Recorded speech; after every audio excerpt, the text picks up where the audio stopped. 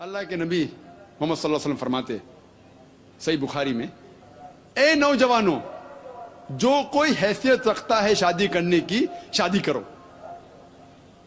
मोहम्मद सल्लल्लाहु अलैहि वसल्लम फरमाते, जो कोई शादी नहीं करता वो मुझ में से नहीं है। शादी करना फर्ज है। अगर हम शादी करते तो अल्लाह की इबादत कर रहे। अल्लाह फरमाते सूरह निसा में सूरह नंबर 4 आयत नंबर 19 में, आप अपनी बीवियों से अच्छे तरीके से पेश आओ। अगर आप उनको नहीं चाहते फिर भी उनके साथ अच्छा सलूक करो। अगर हम हमारे बीवियों से प्यार करते तो अल्लाह की इबादत कर रहे। अल्लाह ताला फरमाते सूरह इसरा में सूरह नंबर 17 आयत नंबर 32 में, जिना के नजदीक मत आओ, क्योंकि जिना एक ऐसा गुनाह है जो बाकी गुनाहों के रास्ते खुलता है। अगर हम जिना से परहेज करते हम अल्लाह की इबादत कर रहे हैं।